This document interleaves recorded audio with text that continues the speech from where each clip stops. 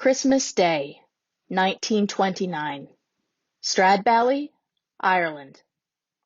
After completing his holiday route, 49-year-old postman Larry Griffin fails to return home, and his bicycle is found on a road outside the village the following morning.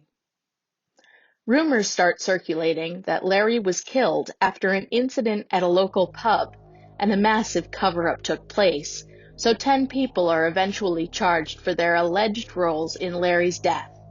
However, since Larry's body cannot be found, and a key eyewitness changes his story, the charges against the 10 defendants are dropped, and the case of the Missing Postman of Stradbally is never solved.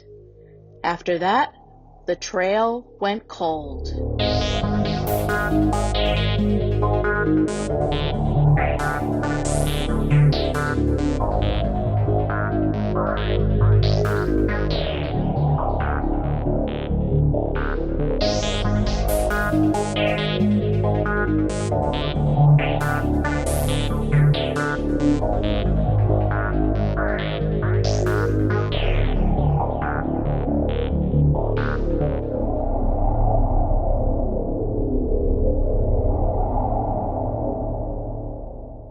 Hello everyone, and welcome to our latest episode of The Trail Went Cold.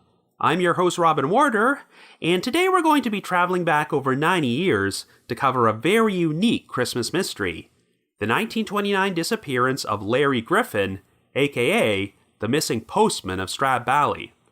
That voice you just heard narrating our intro was Bailey Meeker, the latest winner of our most recent Trail Went Cold listener voiceover contest, so thank you very much, Bailey.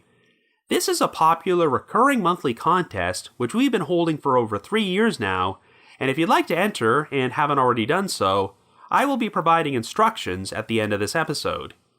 Anyway, it's become a yearly tradition for the Trail Went Cold to cover holiday-themed mysteries throughout the month of December, and for our final mystery of this year, we're traveling all the way to Ireland for a truly bizarre disappearance which took place on Christmas Day in 1929. It involves a postman named Larry Griffin, who vanished without a trace while making deliveries to a small Irish village, and his abandoned bicycle would be discovered on the road. This would eventually become quite a sensational story, as there were allegations that Larry's disappearance was a massive cover-up orchestrated by a number of people, including the village's police force, which, in case you didn't know, is referred to in Ireland as the Gardaí. No less than 10 suspects, 2 of whom were Gardaí, would be charged for their alleged roles in Larry's presumed murder, but the charges were dropped before they could go to trial, and Larry's body was never found. This is one of those frustrating cases in which there are so many inconsistencies and contradictions in the stories provided by numerous people that it's tough to get a handle on what actually happened. For decades, anytime this story was ever referenced by the media, it seemed like the people who were alleged to be involved would file a libel lawsuit to keep the whole thing buried, and the original police files were not made public until nearly 80 years after Larry went missing. The case has since been featured on an Irish TV special, and was the subject of a book by author Fachna O'Driscoll titled The Missing Postman: What Really Happened to Larry Griffin, which will be the primary source for a lot of the information on today's episode.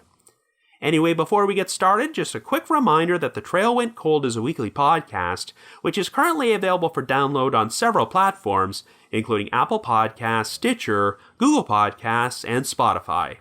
So if you like this podcast, be sure to subscribe to it, and please leave us a rating or review on any of those sites to help spread the word. The Trail Went Cold is on Patreon, so if you would like to learn how to support the show, please visit our page at patreon.com/thetrailwentcold. For as little as $1 a month, you can garner access to exclusive rewards, which may include stickers and thank you cards, early access to episodes, and bonus content. Also, I just wanted to mention that our podcast will be taking a holiday break, so there will not be a new episode released next Wednesday, December the 23rd. However, on the following Wednesday, December the 30th, we will be closing off 2020 with the release of our special Q&A episode, so stay tuned for that. So with all that out of the way, let us now explore the disappearance of Larry Griffin.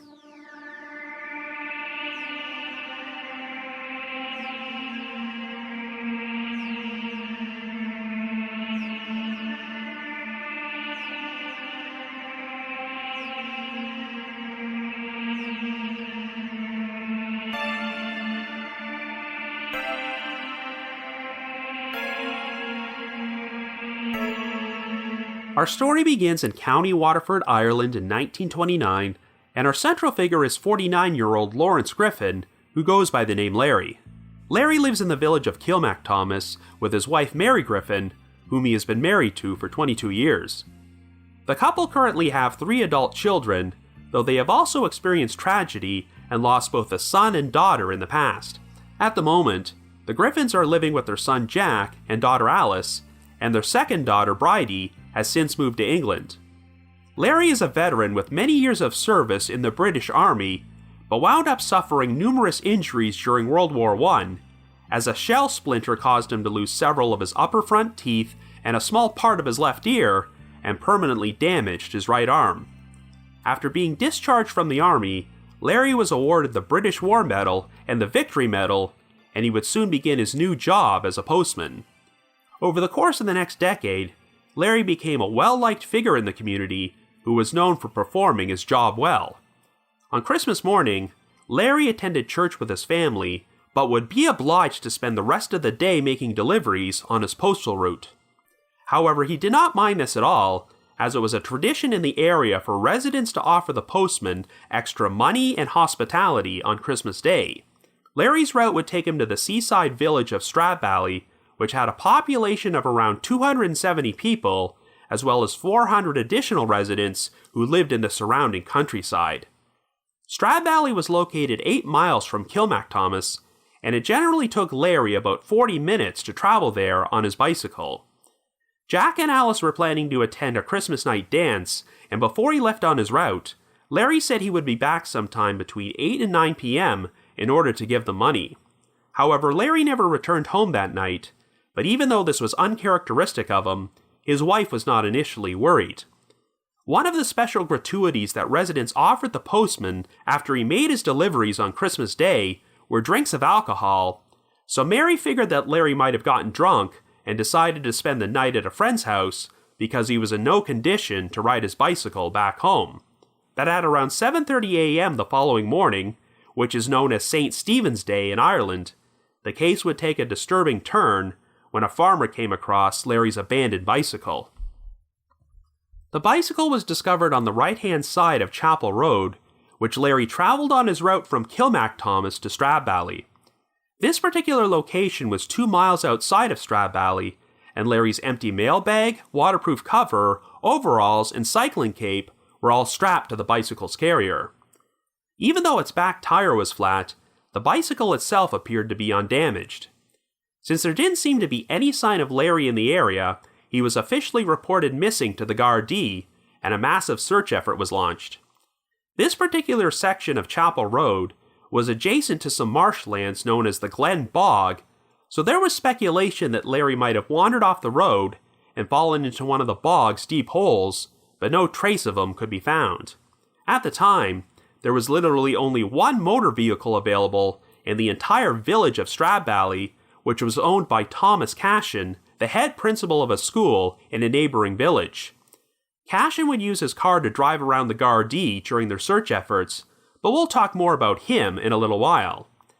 News about Larry's disappearance soon reached the Garda division in the city of Waterford, so their chief superintendent, Harry O'Mara, would travel to Stradbally to perform an investigation.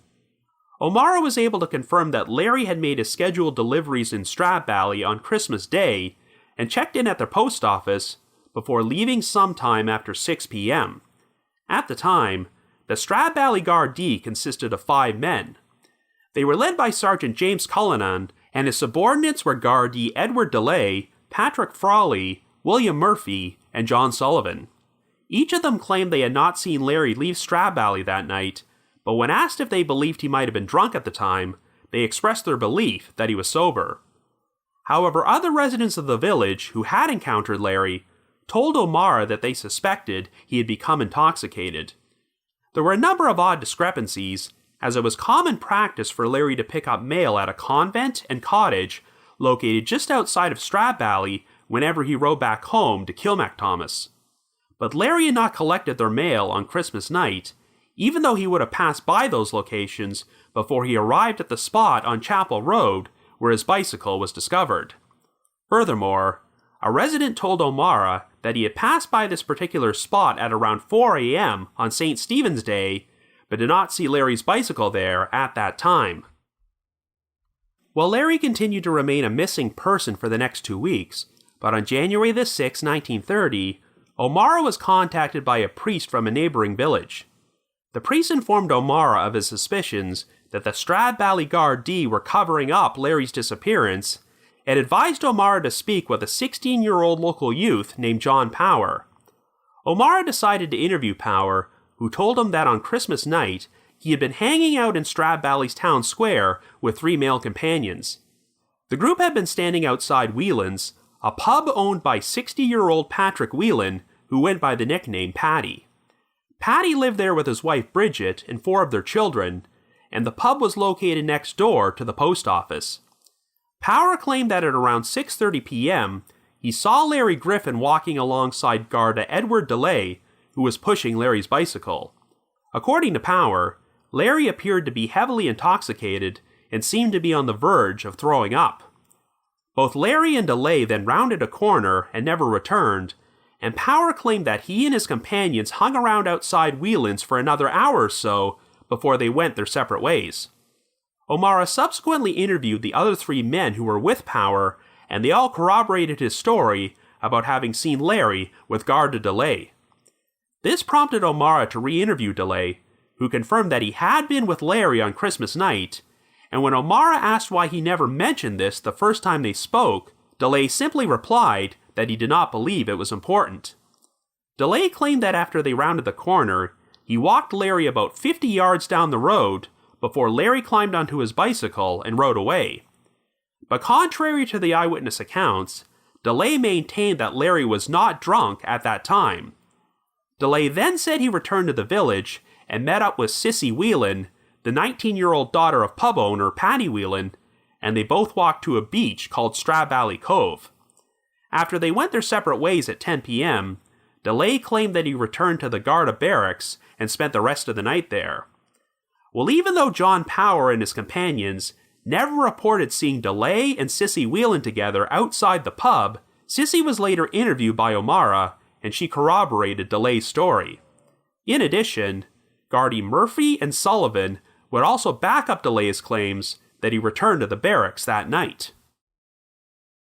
However, as O'Mara continued his investigation, he discovered that a lot more holes and inconsistencies were starting to open up in a number of people's stories. For instance, Murphy claimed that after completing his patrol that night, he returned to the barracks at around 8:30 p.m., but Sullivan told O'Mara that Murphy and DeLay returned there together at 10:30.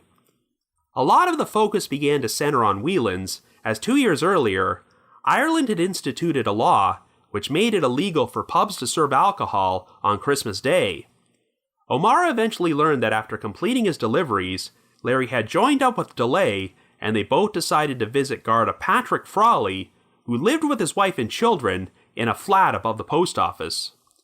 Of course, Frawley had neglected to mention this to O'Mara the first time they spoke, but when he was re-interviewed, Frawley confirmed that Larry consumed a lot of alcohol at his flat, and since it was obvious that he was too drunk to ride home, Frawley decided to stop by Whelan's to ask if they would let him spend the night there.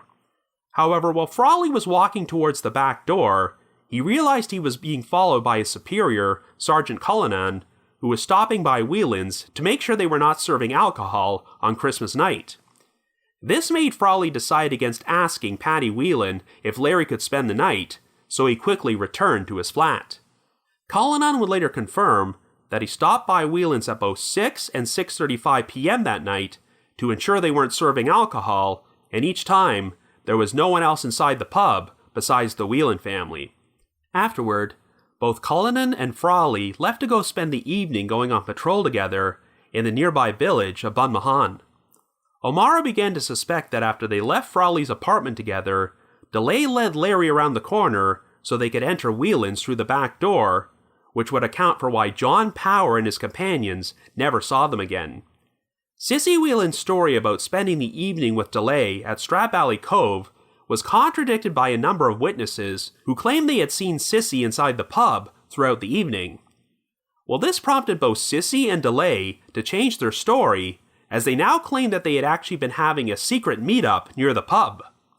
Sissy said that she had sneaked in and out of the establishment at various intervals in order to meet with DeLay, and only lied about it because she didn't want her family to find out they were romantically involved. But the couple could not even get the basic details of this story straight, as Sissy said their meetup occurred in an outhouse, while DeLay said they had been hiding out in some old ruins on Chapel Road. The sheer number of inconsistencies compelled O'Mara to check the Stradbally Guard D's barracks diary, and he noticed that some of their entries from Christmas night and St. Stephen's Day had been erased and altered. When he reported back to Waterford, O'Mara informed the Garda Commissioner of his belief that the Stradbally Gardaí were involved in Larry Griffin's disappearance. This prompted the Commissioner to transfer all 5 of the Gardaí out of Stradbally to various other locations, and they were quickly replaced with detectives and Gardaí from Waterford. The 5 of them would soon be suspended from duty and taken to Garda headquarters in Dublin, where they would be subject to extensive interrogation, which may have included beatings, but none of them admitted to any involvement with what happened to Larry. The closest thing they got to a confession was provided by Garda John Sullivan, who admitted that he had been binge drinking on Christmas Day. This left Sullivan so intoxicated that he was unable to carry out his duties, which is why he altered some of the entries in the barracks diary. But even though he had originally told O'Mara that Gardaí DeLay and Murphy returned to the barracks at around 10:30 p.m. that night, Sullivan now claimed that they did not actually return until around 12:30 a.m. While Paddy Whelan maintained that his pub was not open for business on Christmas night, rumors circulated throughout Stradbally that this was not the case, as 3 residents informed the Waterford Gardaí they had visited Whelan's on St. Stephen's Day, and Paddy told them Larry had been there the previous night. Paddy said that even though he tried to convince Larry to spend the night, he decided to leave and head home. During the search for Larry, his daughter Bridie made the trip to County Waterford from England and stopped off at Whelan's. When Bridie was introduced to the family as Larry Griffin's daughter, Sissy reportedly left the room crying and did not return until Bridie left. Finally, on January the 23rd, a picture of the night's event started to form when a local farm laborer named Jim Fitzgerald was interviewed by the Gardaí. Fitzgerald lived just outside of Stradbally and shared a cottage with another laborer named Tommy Corbett, as well as Corbett's wife. According to Fitzgerald, sometime after 7 p.m. on Christmas night, both he and Corbett met up with 2 other acquaintances, and they proceeded to enter Whelan's pub through the back door and were served drinks in the kitchen area. Fitzgerald and his 3 companions eventually entered the main bar, where the pub had been opened for a private drinking session, and Larry Griffin, as well as Gardaí DeLay and Murphy, were among the attendees. Everyone was assured that since Sergeant Cullinan had left the area on patrol, he would not be stopping by that night to check on them. Fitzgerald said that Larry appeared to be very intoxicated, and after making a trip to the bathroom, Larry came stumbling outside, which caused some money to roll out of his pocket. The money was then picked up by another farm laborer named Ned Morrissey, who refused to give it back to Larry and used it to buy a drink, which prompted Larry to confront him. You might recall me previously mentioning a local school principal named Thomas Cashin, who was a close friend of Paddy Whelan and also happened to be inside the pub on this particular night. Well, Cashin decided to intervene in the confrontation, which ended with both him and Morrissey knocking Larry forward, causing him to hit his head on the stove and fall to the floor. It wasn't long before everyone realized that Larry was dead, which prompted Paddy Whelan to go into a panic since no one was supposed to be drinking inside the pub to begin with. Gardaí DeLay and Murphy also knew they could potentially be in serious trouble for drinking there that night, so the group made a collective effort to cover up the whole incident. Since Cashin owned the only car in the entire village, a decision was made to load Larry's body into his trunk, and Cashin and Morrissey would both drive away together in order to get rid of it. DeLay and Murphy then left the scene with Larry's bicycle and said they were going to leave it somewhere. While Fitzgerald was not entirely sure what happened to Larry's body, he said he did overhear some talk about disposing of it in a mine shaft in Bunmahan or dropping him off a bridge in Kilmacthomas. The Gardaí also interviewed Tommy Corbett, who had supposedly visited the pub with Fitzgerald on Christmas night, but he told an altogether different story. While Corbett did confirm that he and Fitzgerald had attempted to go there that night, he claimed the back door was locked, so they went to another nearby pub called O'Reilly's in order to get drinks. Afterward, they went to another establishment known as the Hall, a household owned by a resident who had turned his front room into a club to hold late-night card games. While there, Corbett got into a fight with another man before he and Fitzgerald left and returned home together. Indeed, the Gardaí spoke to a number of other witnesses who were present for the card games at the Hall that night, who confirmed that Corbett had been there and gotten into a fight. In spite of this inconsistency, the Waterford Gardaí found Fitzgerald's story to be credible enough that they started making arrests. On January the 24th, Thomas Cashin and Ned Morrissey were charged with murder and disposing of a body with intent to obstruct a coroner's inquest. Believe it or not, they were also hit with the additional charge of larceny of a postbag and postman's cap because both items were technically property of the Postmaster General. 2 days later, Paddy Whelan was arrested and charged for his alleged role in the murder, as well as George Cummins and Patrick Cunningham, 2 farm laborers who were present in the pub on Christmas night and supposedly participated in the cover-up. Interestingly enough, Patrick Cunningham was one of the 2 men whom Fitzgerald and Corbett had allegedly met up with at Whelan's, but Cunningham always denied being there. Shortly thereafter, Paddy Whelan's wife, Bridget, as well as their 17-year-old daughter Nora and 20-year-old son James, were also arrested. On February the 3rd, Gardaí DeLay and Murphy were arrested and charged for their roles in Larry's death. By now, a total of 10 people had been implicated, and with the exception of Cashin and Morrissey, 8 of them were charged with murder and conspiracy to obstruct a coroner's inquest. A preliminary hearing was scheduled at Waterford District Court on February the 7th in order to determine if there was sufficient evidence to bring the defendants to trial. After sharing his story with police, Jim Fitzgerald had to be held in witness protection for fear that his life would be in danger if he returned to Stradbally. During this time period, Fitzgerald was re-interviewed and added an additional horrifying detail to his story. He now claimed that after hitting his head on the stove, Larry still appeared to be breathing while lying on the floor, but in spite of this, the Whelans wrapped and sewed up his body in a blanket before it was placed inside the trunk of Cashin's car. Fitzgerald immediately took the witness stand to testify on the opening day of the preliminary hearing, but to the shock of the prosecution, he completely changed his story. Fitzgerald now claimed that he, Tommy Corbett, and their 2 companions never entered Whelan's on Christmas night, and instead had some bottles of stout handed to them to drink outside. They then went to the other pub named O'Reilly's before heading to the Hall to play cards. Afterward, they traveled back to Whelan's to hang around outside the pub for a little while, and subsequently returned home. Fitzgerald now denied having witnessed Larry Griffin's death, and when shown his original signed statements, he replied, quote, "Yes, but I may have told some lies about it," end quote. Fitzgerald was then asked why he made up this story, and stated, quote, "I couldn't help it. There was a lot of it forced out of me," end quote. Well, the problem is that the prosecution's case relied almost entirely on Fitzgerald's testimony, and they had almost nothing else to implicate the 10 defendants. A number of items had been removed from Whelan's, including the stove where Larry supposedly hit his head.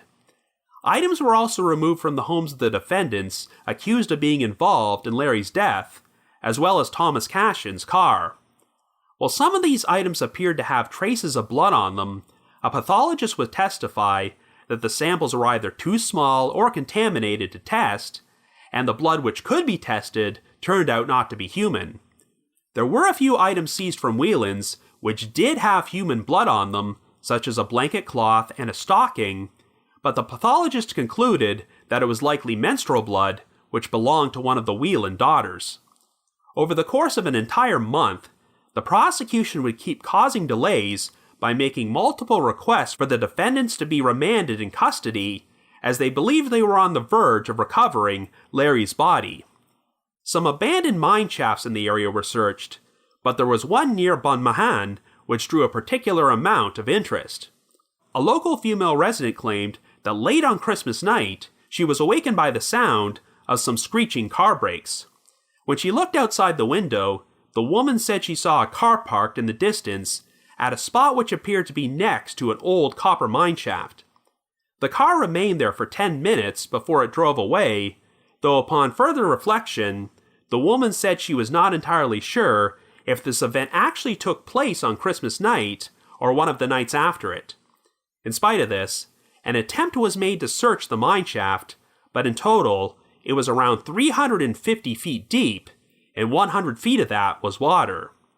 Even though a professional diver was lowered down there at one point, he concluded that it was far too dangerous to perform a thorough search for Larry's body, and any attempt to pump the water out of the mine shaft would have cost between $20,000 and £25,000. Since Ned Morrissey worked as a local gravedigger, the Gardaí became desperate enough to start searching graves of the recently deceased to see if Larry's body might have been hidden there, but they found nothing. Without a body or any other additional evidence, the prosecution realized that they just did not have enough to make a case against the 10 defendants, so at a hearing on March the 7th, they finally requested that the charges be withdrawn and the defendants were released from custody. Well, even though he had recanted his original story, Jim Fitzgerald still felt that his life would be at risk if he returned to Stradbally, so James Hunt, the chief Garda superintendent from the city of Galway, made arrangements for Fitzgerald to receive a new job there. Hunt took over the investigation into the case from Chief Superintendent O'Mara and would re-interview Fitzgerald, who once again provided a completely different story about what happened on Christmas night. He admitted that he had visited Whelan's and saw Larry Griffin there, but left before anything happened. After meeting up with Tommy Corbett and Patrick Cunningham, they all traveled to O'Reilly's pub, as well as the card game at the hall, before Fitzgerald and Corbett parted ways with Cunningham, and they returned home together.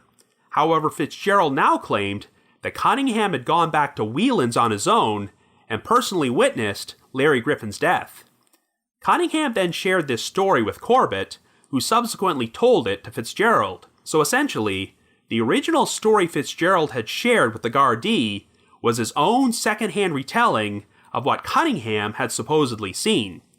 In spite of this new revelation, the investigation would remain at a standstill, and the Waterford Gardaí would find themselves facing an altogether different problem when Tommy Corbett filed damages against 4 of them for false imprisonment, assault, and threats of murder. According to Corbett, the Waterford Gardaí had tried to bribe him into corroborating Fitzgerald's story by testifying that he had also been in Whelan's pub and witnessed Larry's death. When Corbett refused to go along with it, these 4 men supposedly drove him to a nearby cliff and threatened to throw him into the sea if he did not comply. Afterward, they put a gun in Corbett's mouth and threatened to shoot him. The case went to trial in December of 1930, but while the 4 Gardaí denied these allegations, the jury still ruled in Corbett's favor, so he was awarded £500 in damages, as well as £500 in legal costs. Well, Tommy Corbett was far from the only person connected to this case who would file a lawsuit. On February the 6th, 1930, the day before the preliminary hearing began, both the Evening News and the Cork Examiner newspapers published articles in which they implicated the Whelan family in Larry Griffin's disappearance. Once the charges against them were dropped, the Whelans decided to file suit against both newspapers, and months later, they would be awarded £1,740 in damages. Well, over the next several decades, it seemed like whenever a media outlet attempted to do a story about this case, they were hit with a lawsuit. An additional rumor which had circulated following Larry's disappearance was that after he got drunk at the pub, the Stradbally Gardaí took him to their barracks and put him in an upstairs bed, but when Larry woke up, he took a fatal fall down some stairs which did not have a banister. In 1954, the British newspaper, the Empire News, published a story about the case which mentioned this rumor, and they wound up being sued for libel by Gardaí William Murphy and John Sullivan, though the parties ultimately reached a settlement for an undisclosed amount of damages. But it was Paddy Whelan's children, James and Nora Whelan, who would cause the most legal trouble. In 1974, James and Nora teamed up with Thomas Cashin and George Cummins to file a libel lawsuit against the Waterford News and Star because they had written a review of a stage play titled Prisoners of Silence, which was loosely based on this case. The problem is that the article seemed to imply that the plaintiffs were guilty of the real-life crime, which brought them a lot of unwanted attention, so the two sides reached an out-of-court settlement for an undisclosed sum, and due to the fear of further legal action, Prisoners of Silence would not be staged again for over 30 years. In 1977, the Irish Times published a statement that Chief Superintendent Harry O'Mara had written about the case. O'Mara actually wrote it 10 years earlier, but the paper had been reluctant to publish it because they feared potential legal problems. Well, their fears were proven to be correct when James and Nora threatened to sue them for libel, and once again, the matter was settled out of court. During the 1990s, the public service broadcaster RTE planned to produce an episode about the case for their true crime TV series Thou Shalt Not Kill, but ultimately decided against it because there was still fear about facing a possible lawsuit from the Whelan family. However, Paddy and Bridget Whelan, as well as all of their children, have since passed away. The last surviving child was Sissy, who died in 2004, but Whelan's pub is still standing in Stradbally to this day and is currently owned by James's son. As for Larry Griffin's family, the loss of his postman's salary would cause great financial hardship for them, so a fund was set up to raise over £200. His wife Mary would face another terrible tragedy only a few years later when her daughter Alice died of pneumonia in 1934. Over the years, Mary received a number of letters from people who attempted to reveal the location of Larry's body, but none of these leads ever panned out, and Mary died in 1958 at the age of 83. The couple's other two children, Jack and Bridie, would each pass away in 1983, though they would leave behind a total of 5 grandchildren. It was not until June of 2007 when the original police files for this case were handed over to the National Archives Office and finally released publicly.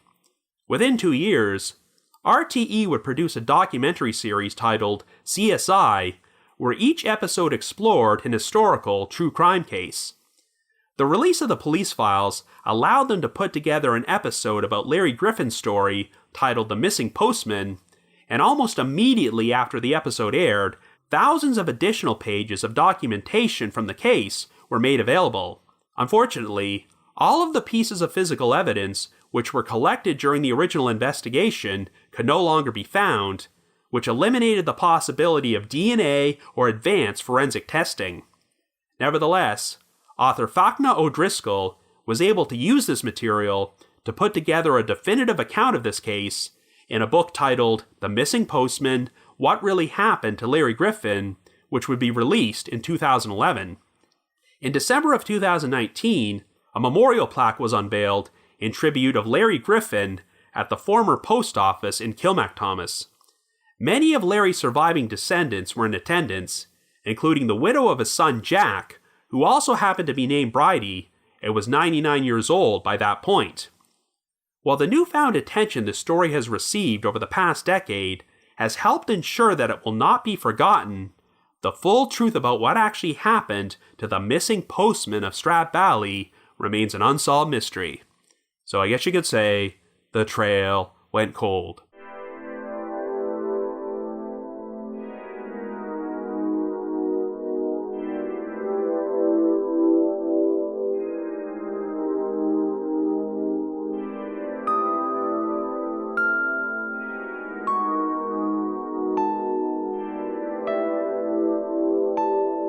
So I have to admit that I had never heard of this story before, and only came across it last month when I was searching for potential cases to feature on my Christmas-themed episodes, and wow, did this turn out to be a major rabbit hole. This story seems to follow a popular trope you'll often find in works of fiction, where a number of people in a small, tight-knit community attempt to conceal a dark secret, but nobody wants to talk.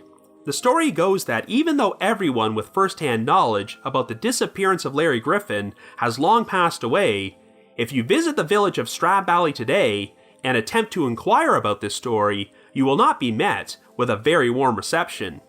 After all, the pub where Larry's death is alleged to have taken place is still in operation and owned by the same family nearly a century later. This was a pretty sensational story at the time it originally happened, and if you go to newspapers.com, you'll see that it not only got coverage in Irish and British publications, but in Australia and North America as well.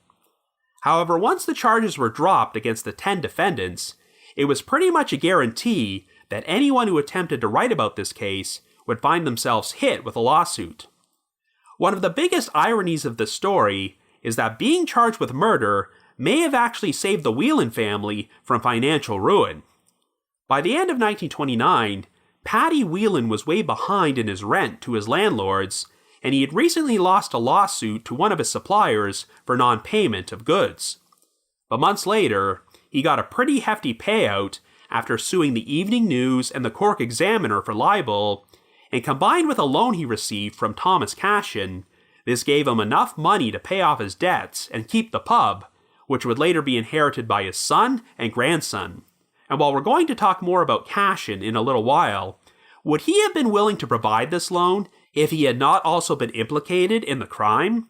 The Whelans seemed to make a decent amount of money over the next several decades by filing libel lawsuits, and it was only after the Whelan children passed away that anyone really felt comfortable sharing the full story of the missing postman of Stradbally. The release of the original police documents finally allowed Fachna O'Driscoll to put together a narrative for his book and paint a full and clear picture of what happened, but of course, there are still a lot of elements which remain murky. The biggest issue in this case is that there are a ton of eyewitness statements which contradict each other, and many of these witnesses provided stories filled with holes and inconsistencies, some of which were changed multiple times. So it's really difficult to get a full handle on what the actual truth might be. Unfortunately, even though the original documentation was recovered, all of the pieces of physical evidence which were collected have since gone missing. Some of these items appeared to have blood on them, but since we're talking about 1930s forensics, it was impossible to know if it had any significance to the case. Today, advanced DNA testing could have positively determined if some of the blood belonged to Larry Griffin and provided more conclusive answers about what happened to him. But as it is, all anyone really has to work with in order to piece together this mammoth jigsaw puzzle are the original eyewitness statements. Now, I'm pretty certain I've never done another case on The Trail Went Cold where 10 people were simultaneously charged for their alleged role in someone's murder, and since successfully convicting someone without a body was a far less common occurrence back in 1930, it seems like the authorities may have really overreached themselves. I mean, they pretty much based their entire case on the testimony of one witness, Jim Fitzgerald, and when he suddenly decided to change his story, the whole thing just came crashing down. When you look at Fitzgerald's story as a whole, there are enough inconsistencies to make you suspect that what he described was not exactly what happened, but you do get the feeling there are elements of truth in there. It sounds like Larry Griffin was a devoted family man, a well-liked member of the community, and a very good postman, but I also have no trouble believing that he might have gotten quite drunk that night. I mentioned earlier that it was a local tradition in the area for residents to offer their postman money and hospitality when he made deliveries on Christmas Day. Larry was apparently invited in for dinner at 2 of the households he visited that afternoon and given alcohol by a number of people. And I'm not talking about giving him a bottle of booze to take home with him. I'm saying they would literally offer Larry a glass of liquor to drink right at the front door, so he may have already consumed quite a few of them before he even arrived in Stradbally. I can definitely see him being inebriated enough to decide to have a few more drinks after he completed his route, even though he had told his family he would be home by a certain time. When you take that into account, I guess it's not impossible that Larry might have attempted to ride his bicycle back to kill McThomas while he was drunk, but he subsequently wandered off the road and either died of exposure and fell into a crevice such as a mine shaft or a bog hole. But the problem is that so many Stradbally residents, including every single member of the Gardaí, were caught in a number of lies and kept changing their stories. I see no reason why they would do this if this was a simple case of a drunk man wandering off and succumbing to the elements, so you have to believe that some sort of cover-up took place here. But of course, the biggest issue with the cover-up theory is that it seems to involve a large number of people, and you have to wonder how many of them would have been able to keep a secret like this for their entire lives without cracking. I mean, all 5 members of the Gardaí were extensively interrogated and allegedly beaten in order to make them talk, yet the worst offense they would admit to was drinking on duty. And when Jim Fitzgerald shared his story with the Gardaí, he named additional people who were supposedly inside Whelan's pub at the time of Larry Griffin's death and were not even charged with anything, so it seems like there were a lot of people who were privy to what happened. In fact, it was a priest from a neighboring village who first put the idea into Chief Superintendent O'Mara's head that the Gardaí were orchestrating a cover-up, so obviously, the rumors had spread all over the place. The one thing which makes many conspiracy theories really easy to debunk is that it's often hard to believe that a large group of people would be able to keep such a major secret to themselves, but here, it's implied that an awful lot of individuals in the know went to their graves without revealing the truth.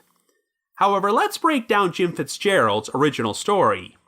He claimed that he witnessed Larry get so intoxicated that he dropped some money, which was scooped up by Ned Morrissey, who used it to purchase a drink, which led to a confrontation. Well, it doesn't sound like the confrontation was overly violent. Both Morrissey and Thomas Cashin apparently knocked Larry over, which caused him to hit his head on the stove. Now, it's interesting how before he took the stand at the preliminary hearing, Fitzgerald revised his story to say that Larry was still breathing after he hit his head before he was wrapped and sewed up in a blanket when his body was taken away. I have no idea if that particular detail was true or not, but it obviously makes a huge difference with how you interpret the whole situation.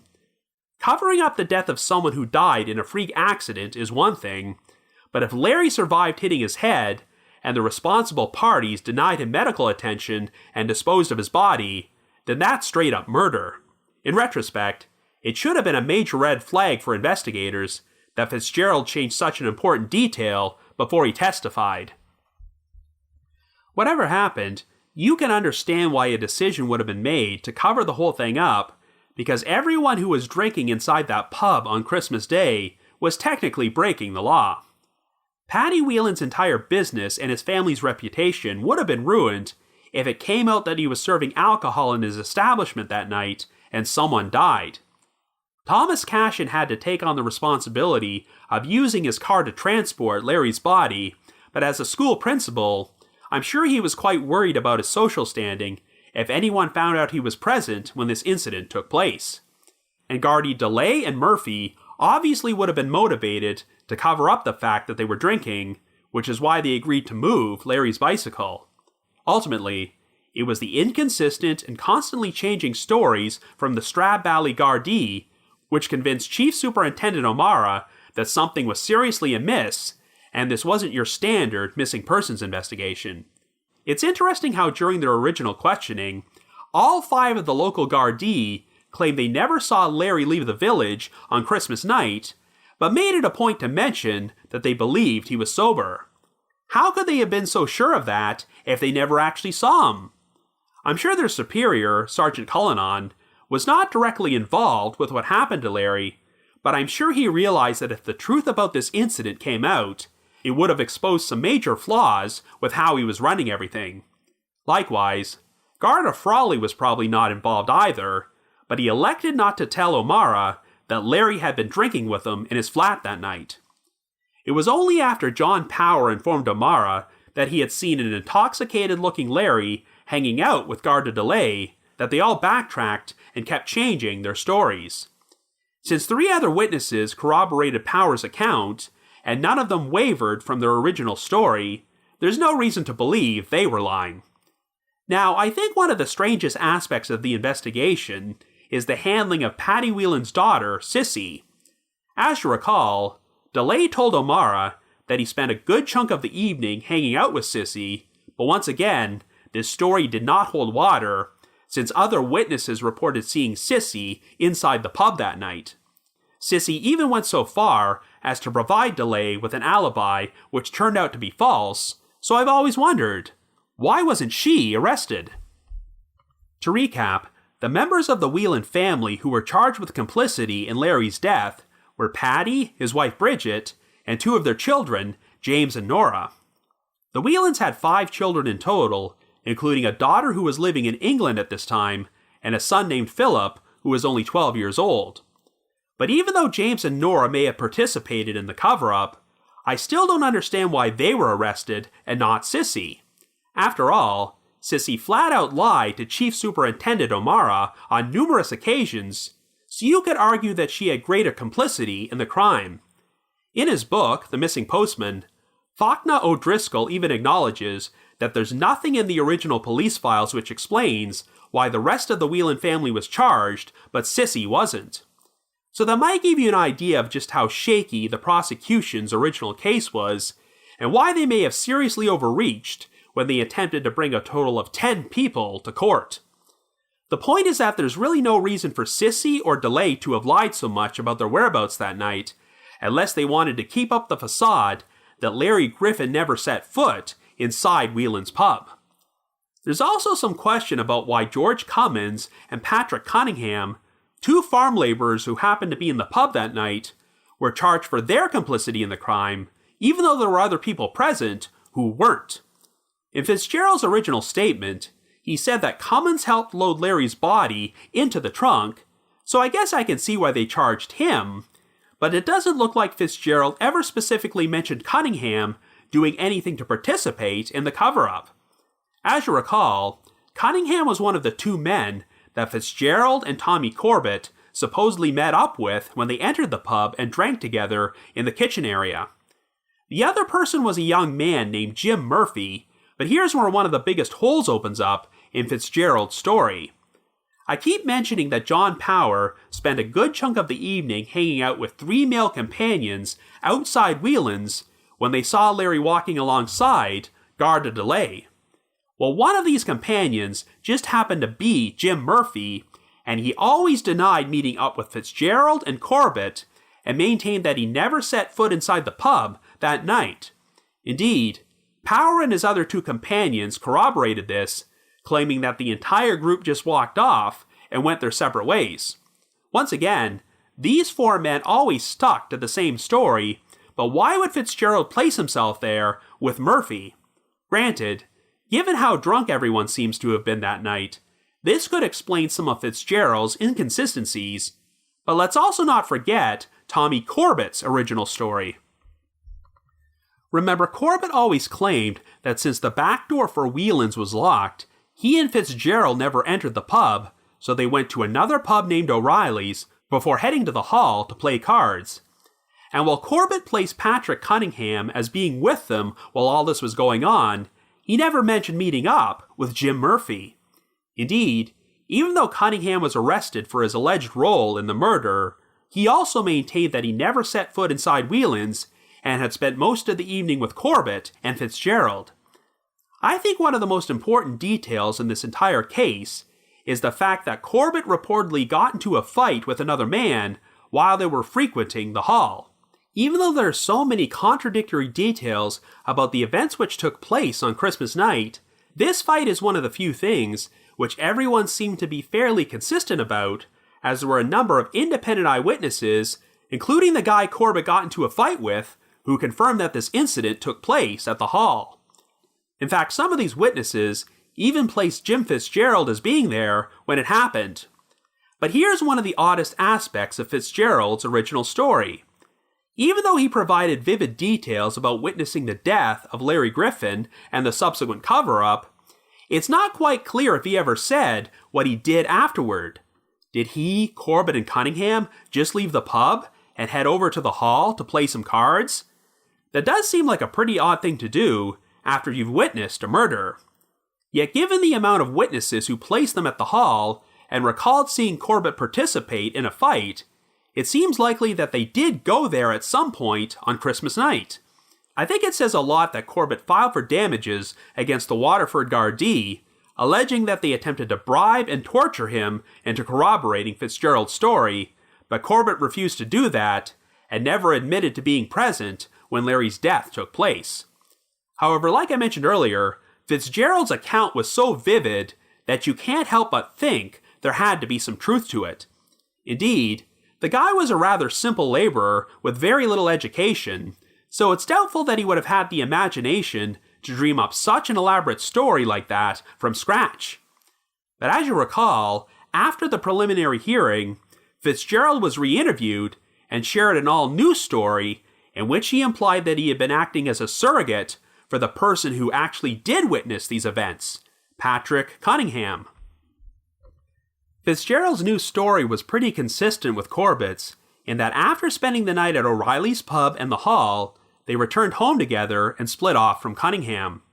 But Cunningham apparently decided to travel to Whelan's on his own, where he arrived just in time to witness what happened to Larry. At some point, Cunningham shared what he had witnessed with Corbett, who subsequently told the story to Fitzgerald.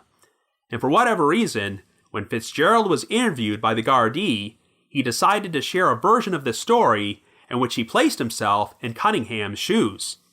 At the end of The Missing Postman, Fachna O'Driscoll expresses his own personal opinion that this is probably what happened, and I am inclined to agree, though it's tough to figure out what Fitzgerald's motivation might have been. If he had learned all this information secondhand, why would Fitzgerald not just go to the Gardaí and point them towards Cunningham rather than placing himself at the scene of the crime? Perhaps Fitzgerald had developed a guilty conscience and wanted to give the Griffin family some closure, but he figured that if the Gardaí simply questioned Cunningham, he would not break and tell the full truth, which is not implausible when you consider how many people in this case seemed capable of keeping a secret about what actually happened. Since Fitzgerald felt it was unsafe to return to Stradbally and he had to live in protective custody, it's possible he got cold feet before the preliminary hearing, which is why he changed his story on the witness stand and shared what might have actually been the truth about what he did that night. Now, I just mentioned that Tommy Corbett eventually won damages against the Waterford Gardaí for assaulting him, but since the responsible parties lost their jobs over the whole thing, it seemed like they would not be able to afford to pay Corbett the money. Well, this apparently created some paranoia in Stradbally, as there was suspicion that Corbett might finally decide to reveal what he knew about Larry's death if someone offered him enough money. Remember, even if Corbett was not present at Whelan's when Larry was killed, he had allegedly heard the details about what happened directly from Cunningham. Corbett ultimately did receive a payout for the damages, so Thomas Cashin actually took Corbett and his wife to Whelan's to celebrate, and some of the other defendants in the case gifted Corbett with alcohol. You get the impression that Corbett did know something which could have led to an all-new investigation if he had decided to talk. One additional detail that Fitzgerald shared during his revised story is that even though he never entered Whelan's on Christmas night, he did look through the window and saw Larry drinking inside the pub with Garda delay. So if Larry was there and Cunningham traveled to the pub later that night, he could have arrived in time to witness what happened. Of course, this would imply that Larry's death took place sometime between 11 and 11:30 p.m. that evening, even though when the case originally went to its preliminary hearing, the estimated time of death was around 9 p.m. Garda Sullivan claimed the Gardaí Delay and Murphy returned to their barracks at around 12:30 a.m., but by his own admission, Sullivan had been binge drinking, so he either could have been mistaken about the time or lying. Indeed, there have been so many different lies from so many different people in this case that it's really difficult to assemble a concise timeline. The story goes that DeLay and Murphy were the ones who planted Larry's bicycle on Chapel Road, but you have to remember that Thomas Cashin owned the only car in the entire village, and he would have presumably been using it to transport Larry's body. This means that whoever took the bicycle to that location had to travel 2 miles outside the village and then walk all the way back, so it's unclear if DeLay and Murphy would have been able to return to the barracks by 12:30 a.m. But here's an additional complication. We know that Larry's bicycle was not discovered until 7:30 a.m. that morning, yet there was another witness who claimed he walked past that spot on Chapel Road at around 4 a.m., and the bicycle was not there. So who knows when it was actually planted at that location? Anyway, the story goes that Thomas Cashin and Ned Morrissey left the pub in Cashin's car together and were responsible for disposing of Larry's body. While it sounds like Morrissey was the one who instigated the situation, which led to Larry's death by taking his money, both he and Cashin were supposedly responsible for knocking Larry over and causing him to fatally strike his head on the stove. But here's an interesting wrinkle. James Hunt, the Garda superintendent who took over the investigation and re-interviewed Fitzgerald, he came to believe that Morrissey was not present in Whelan's on Christmas night because no one else besides Fitzgerald could place him there, and one witness even reported visiting Morrissey at his home between 8:30 and 9 p.m. that night. So if Morrissey was not actually involved, could Cashin have been responsible for what happened to Larry? Well, what's interesting is that in spite of his relatively high social standing as a school principal, Cashin was not exactly well regarded at his job. His performance evaluations from the Department of Education were deemed to be less than satisfactory, and he was apparently on thin ice and in danger of becoming unemployed at the time Larry went missing. Following his arrest, Cashin was immediately suspended without pay, but even after the charges were dismissed, the Department of Education was reluctant to reinstate him, and it would not be until December of 1930 when Cashin finally returned to work.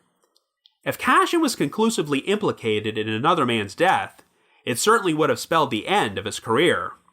Hell, even if he didn't do anything wrong, it would not have looked good for a school principal to be drinking illegally inside a pub on Christmas night, so I'm sure Cashin had no qualms about covering up the whole incident. It's also worth noting that even though Larry was a very well-liked individual in the community, Cashin apparently did not think too highly of him. Cashin always wanted his mail to be delivered before he left for school every morning, but Larry usually didn't arrive at his residence until around 9 a.m., so Cashin reportedly complained about him to the post office. But another intriguing complication is that Cashin fought for the Irish Republican Army during the Irish War of Independence, which took place from 1919 until 1921. In fact, many residents of Stradbally, including all the members of the Gardaí, were veterans of the Irish War of Independence. One of the IRA's enemies during that war was the British Army, and as you might recall, Larry served with the British Army for many years and earned a number of medals for his service during World War I.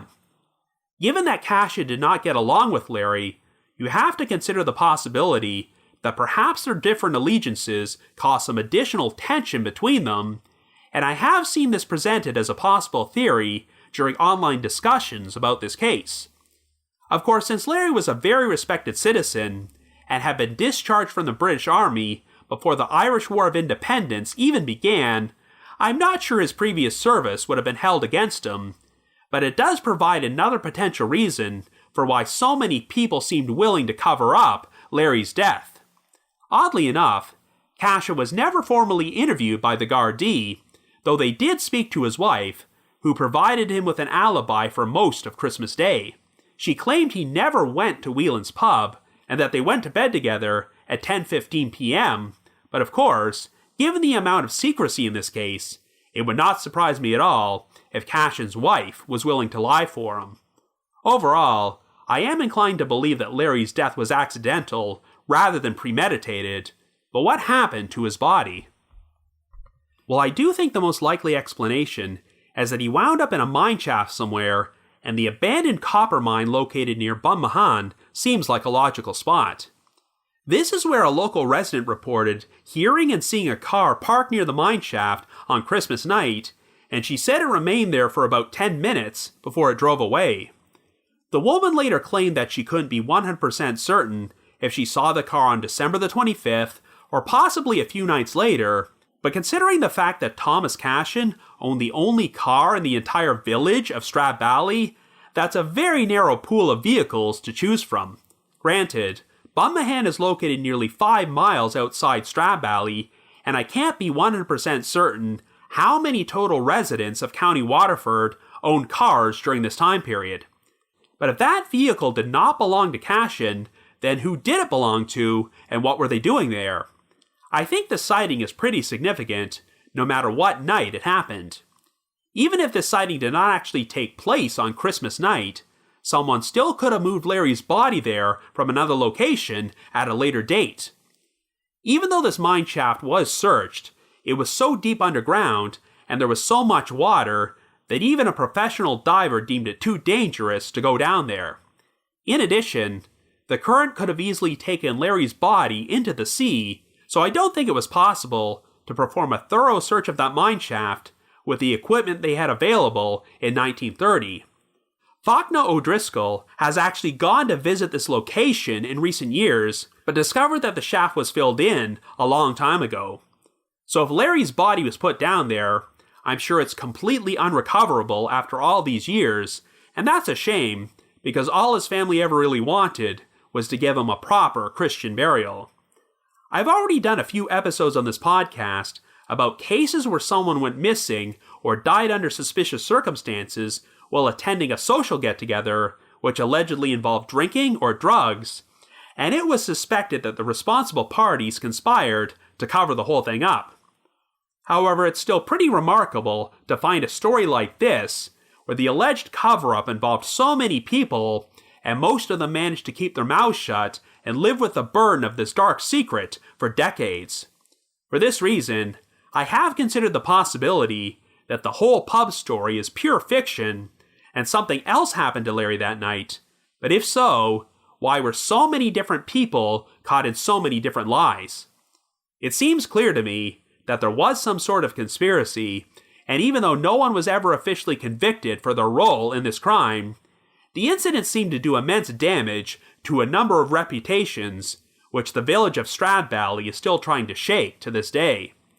There's very little chance this case will ever be solved, but I think it's very important that the story has gotten so much exposure in the spotlight this past decade. By all accounts, Larry Griffin was a decent man who worked hard to provide for his family, and even if they do not receive conclusive answers about what happened to him, his surviving descendants need to know that the missing postman of Stradbally will not be forgotten. All that being said, should you happen to have any information about the unsolved disappearance of Larry Griffin, please contact the appropriate authorities. And since I couldn't possibly share every single detail about this convoluted story on our episode, if you would like to learn more, be sure to check out Faulkner O'Driscoll's book, The Missing Postman, What Really Happened to Larry Griffin. Anyway, another special thanks to Bailey Meeker, who did such a tremendous job at narrating the opening of our episode. If you've already entered our listener voiceover contest before, you are automatically eligible for our next random drawing, so you don't have to do anything. But if you would like to enter and haven't done so yet, all you have to do is send me an email under the subject line, Trail Went Cold Contest, naming the one unsolved cold case you would most like to see covered on this podcast. So once again, send me an email under the subject line, Trail Went Cold Contest, to robin.warder@icloud.com. That's robin.warder@icloud.com. Now the reminder that The Trail Went Cold is on Patreon, so please visit patreon.com/thetrailwentcold to learn how you can support our podcast and become eligible for some pretty neat rewards. We produced a bunch of exclusive bonus episodes for our patrons in tiers 2 and 3, and this past month, I released an episode about a final appeal segment from Unsolved Mysteries, which covered the controversial conviction of Paul Farrell for the murder of Kathy Ford, a victim whose body has still never been found. And for our patrons in tier 3, I've also recorded another new audio commentary track, which can be played over a classic episode of Unsolved Mysteries. I'd also like to give a shout out to our most recent listeners who have signed up with us on Patreon this week, and they are Ani M, Lee C, Catherine C, and Amelia A. Thank you all so much for your support. And before I bring this episode to a close, I'd like to play a promo for a holiday-themed podcast that one of our listeners is involved in, a Christmas Carol podcast.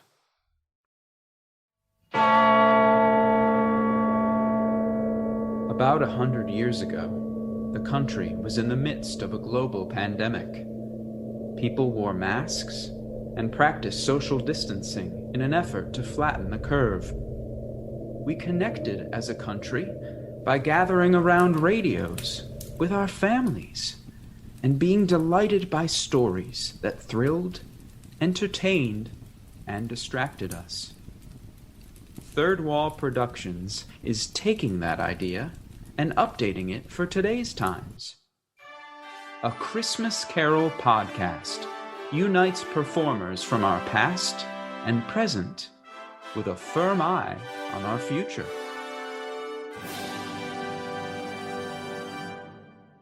Henry Sear will be our guide on this journey through Charles Dickens' well-known tale, while trying to melt the heart of our resident Grinch, J. Purnell Hargrove.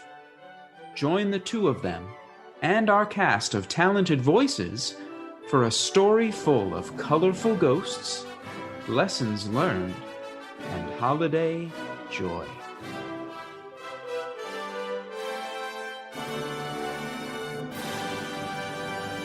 A Christmas Carol podcast, coming December 12th.